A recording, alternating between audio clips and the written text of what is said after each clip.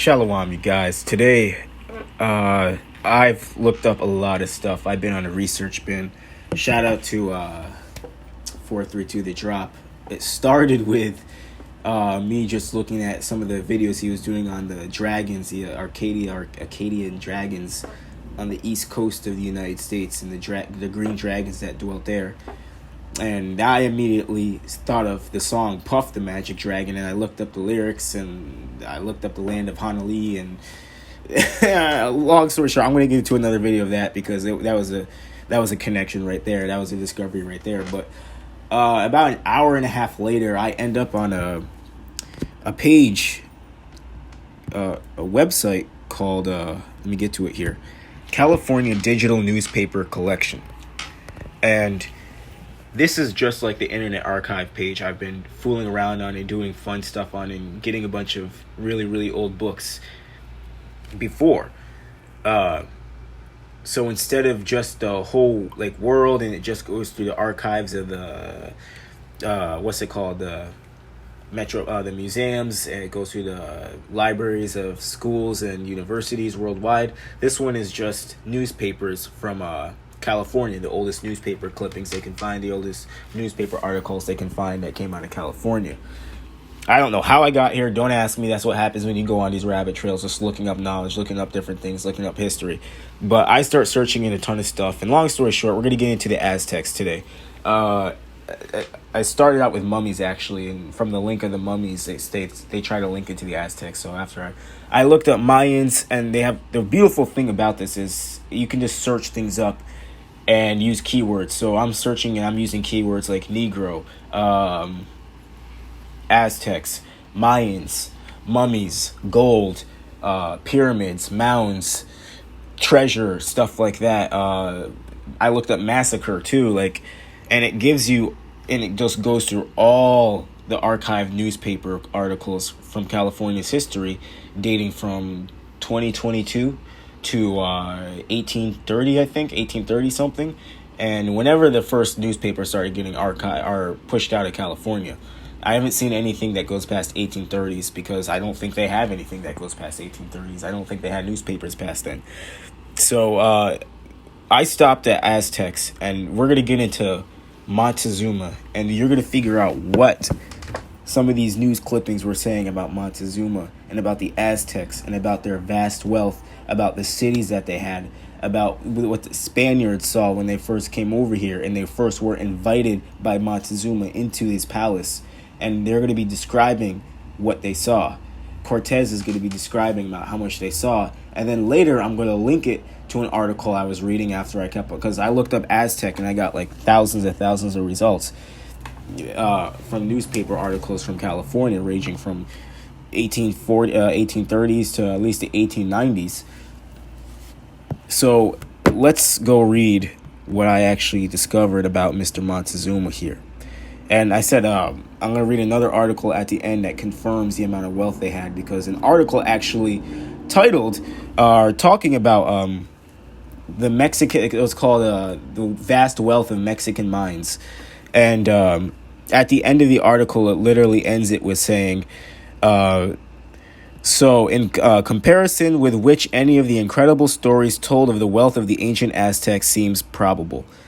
We're going to get to that. Wait till you see how much wealth that the Spaniards and these Caucasians acquired from the just Mexico and the Aztecs in this area alone. It's insane. But let's go and let's read about Montezuma's palace. And this is an article called Montezuma, the Hall of Montezuma. Now I'm going to skip around it because a lot of this is very, very hard to read. I had to actually screenshot this and edit the picture by going in here, turning up the contrast, turning up the dark point, going crazy on it, and turning up the black point just to make the writing on the right-hand side a little bit more clear. But even then, it's still very blurry, still very faded. So some of this stuff I'm going to have to skip over, and forgive me. Please forgive me for my reading if it gets a little hard and I pause and I start kind of stuttering over the words, because I'm trying to get them clear and I don't want to skip over parts. So we're going to start off with the top, all right? Montezuma II ascended the Mexican throne AD 1602 at the age of 23, before Mexico had ever been discovered by the Europeans. He died June 30th, 1620, in the 42nd year of age, of wounds inflicted by the Spanish discoverers whom he had invited to his royal palace.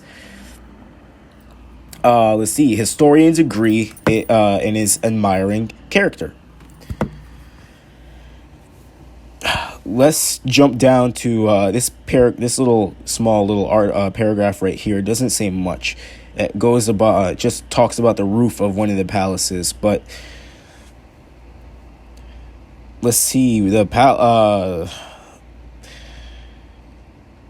it starts talking about the different palaces. His father erected a palace. His father had a palace. His father had a temple, pretty much. And then he made one that was even better. The one that succeeded, the one that his father made was incredible. And they're comparing the two. They're saying the one that he built was so amazing, but wait till you hear the one that his father built. It's not nothing to scoff at either. So I'm trying to get down here and read it. His father's palace, although not too high, was so extensive that the visitors were too much fatigued in wandering through the apartments to ever see the whole of it. So that's just his father's. It goes into how it's his father's was the structure was so vast that one of the historians informs us that the space was covered by its terrace roof, might have offered room for 30 knights to run their courses in a regular tourney. So they're saying that knights can go up there, and I'm not sure exactly what that means, but I'm sure the comparison they're making it is saying that this is how big just one of the roofs of one of the terraces are. Now let's get down to the good part about Montezuma's temple and Montezuma's halls and the stuff that he had in this city, this great city of his, and what the Spanish saw when they came over here. And how if you think that these people were just low-level people, it's not. This beat any European city that they had. The palaces were built of red stone, ornamented with marble. The arms of Montezuma's family, an eagle bearing the tiger in his talons, being sculptured over the main entrances. Crystal fountains fed by great reservoirs on the neighboring hills played in the vast halls and the gardens and supplied waters to hundreds of marble baths in the interior of the palaces. Crowds of nobles and tributaries were continually sauntering through the halls or loitering away their hours in attendance on the court. Rich earnings in wood adorned the ceilings. Beautiful mats of palm leaves covered the floors. The walls were hung with cotton richly stained, of the skins of wild animals, gorgeous draperies of featherwork, wrought in the initiation of birds, insects and flowers, and growing radiance of colors. So pretty much, we're walking into a jungle palace here. I want you guys to picture I have a great imagination. I'm an artist, so I'm literally picturing everything I'm reading right now of what the Spaniards just think. You're a Spanish soldier, and you're just fortunate enough to be invited by Montezuma into his palace. These are the things that you're seeing. Let's see, where was I? Clouds of incense from golden Ephes. I don't know what that word says in this. Like I said, it gets really blurry down to the bottom of this paragraph here. But I'm guessing it has something that you put incense in and you blow it out of, or incense comes out of it continuously. So clouds of incense from golden blah blah blah, intoxicating odors through the splendid apartments occupied by the 980 wives and 5,000 slaves of Montezuma. He encouraged sciences and learning, and public schools were established throughout the great part of his empire. The city of Mexico in his day numbered twice as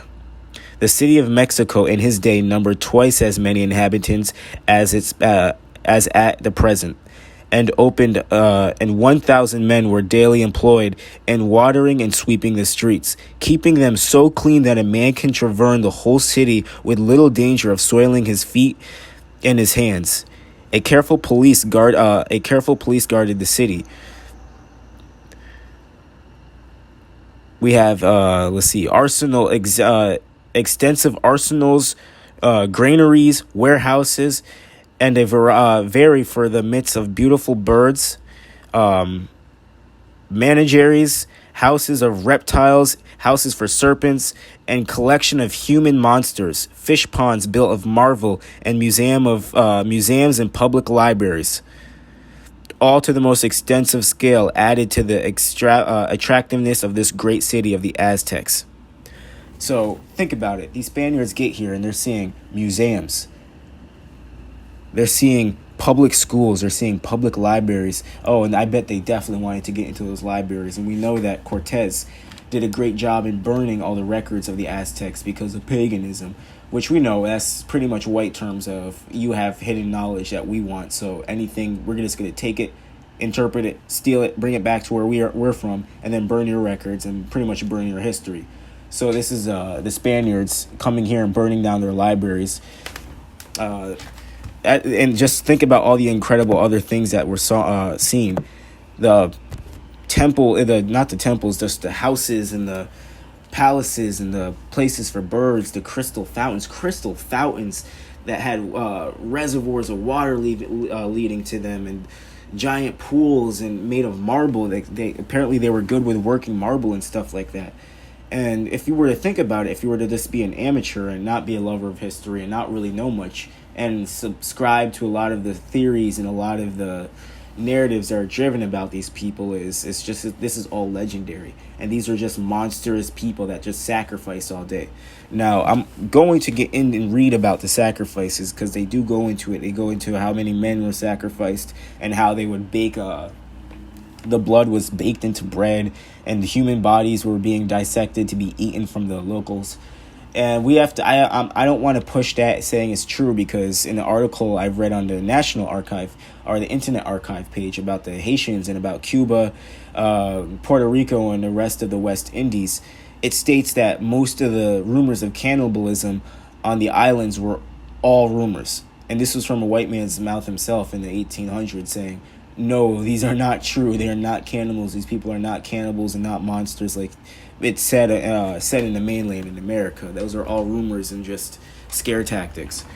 So how would we know if these Aztecs were sacrificing as many people as they claim? Because the Spanish and the Catholic Church did a great job of deleting their history and conveniently taking out their records, saying that they were pagan. And we know when the Catholic Church / Christian Church calls somebody pagan, it means the exact opposite. It means that they're doing stuff that they don't have the access to, and they now have to demonize your whole entire nation and your whole entire history and make up a narrative about it.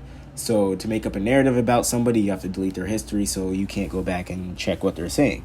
So again, I could read about it's not even that long. It's like 2 or 3 sentences about the sacrifice. So I think we're going to actually skip down to the part after this. Let's see.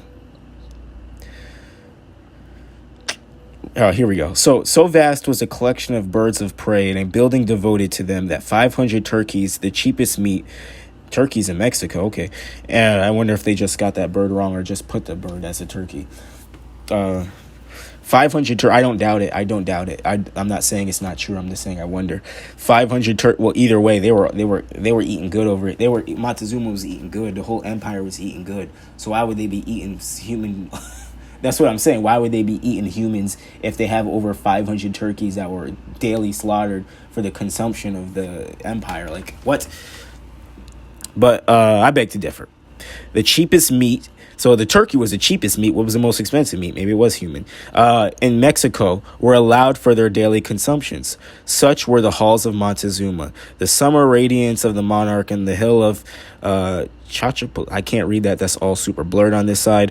Overlooking the city was surrounded by gardens of several miles in extent. So he had groves and he had gardens that just went for miles. Let's read about some of the trees that were in these gardens. The great cypress trees under which the Aztec sovereign and his associates once held their moon-high rituals still shades the royal gardens, some of them 50 feet in circumference, and they are several thousand years old. Wow.